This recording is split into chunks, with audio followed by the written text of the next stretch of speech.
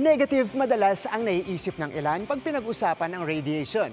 Pero maraming practical na gamit yan at kabilang sa pinag-aaralan ay ang tulong niyan sa recycling. Tara, let's change the game! Ang radiation, madalas naririnig bilang origin story ng mga comic book superheroes. The Hulk yarn? Pero syempre, fiction lang yan dahil ang radiation tech napakaraming gamit. Pwede ring makatulong sa plastic recycling. Tara!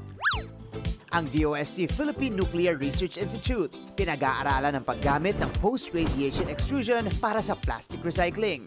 Led by Dr. Jordan Madrid and in partnership with DOST ITDI at Envirotech Waste Recycling. Layo nilang gamitin ang radiation tech para ma-improve ang compatibility at mapatibay ang recycled material mula sa plastic waste. Ang mga produkto na gawa sa recycled plastics mula sa mga plastic waste ay mas mahina kumpara sa mga produkto na gawa mula sa virgin plastics. Ngayon, dito nagsimula yung idea na bakit hindi natin gamitin ang radiation technology bilang isang green at efficient na technology. Ang radiation kasi, kayang i-breakdown at baguhin ang molecular components ng plastics. Ang mga chemical reactions na ito ay ating magagawa nang hindi tayo gumagamit ng mga chemical initiators at hindi tayo gagamit ng mataas na temperatura. We got a special look sa electron beam irradiation facility kung paano sinasagawa ang pag-irradiate ng recycled plastic pellets. Yan mga kapuso, swerte tayo kasi pinasilip din sa atin itong accelerator vessel kung saan nagpo-produce o napo-produce ang electron beam. Pagdating sa baba, doon na niya binubuga yung radiation. Pagdating sa recycling, hindi basta-bastang nakukumbine ng plastic dahil magkakaiba yung composition nila. At para makombine natin sila effectively, idadaan natin sila sa electron beam irradiation. Ang electron beam na gamit namin ay isang tipo ng ionizing radiation. Babaguhin niya ang chemical structure ng polymer.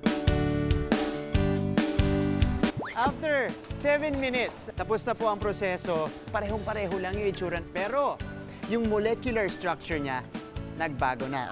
Ito na ngayon yung tutunawin natin at i-combine sa ibang plastic waste para maging bagong materyales.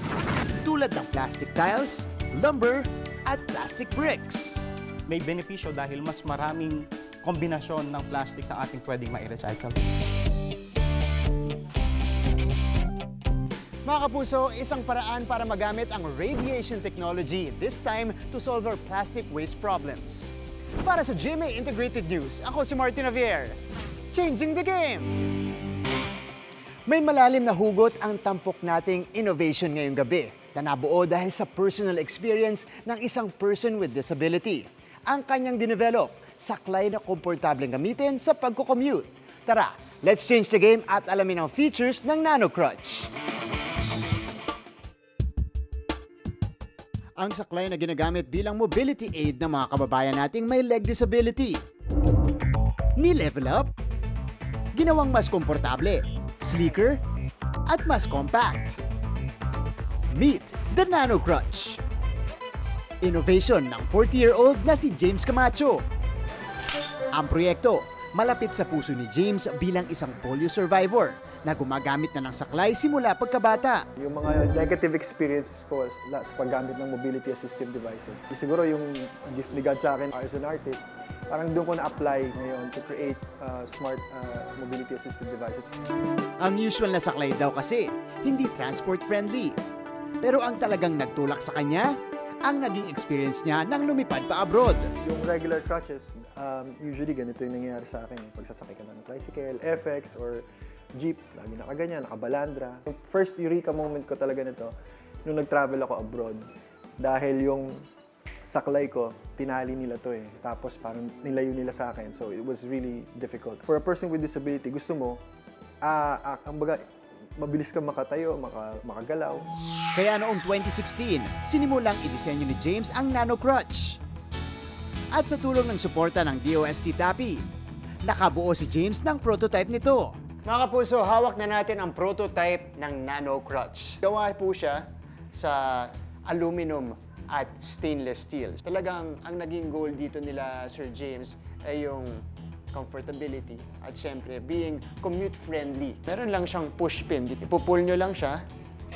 Ayan, tapos maglalak na siya dito sa dulo. Itong feature sa taas ang pinaka-interesting para sa akin dahil nakikita nyo ang itsura niya. Ano itsura niya? Para siyang handle ng maleta. Meron siyang push button dito para ma-adjust yung handle. Oh, napakadali. Ito pong nano crutch, kayang mag-handle ng up to 150 to 200 kilos. Last National Heroes Day, in partnership with media personality Angie Mead King, nabiyayaan ng Nano Crutch ang 50 disabled AFP members. Target ni James na ma-release ang Nano Crutch sa publiko by next year. Na would bring back hope sa mga tao na may kapansanan na alam mo yun, that hindi sila napag-iwanan in terms of innovation, na meron pa rin nag-i-innovate to somehow alleviate and help them.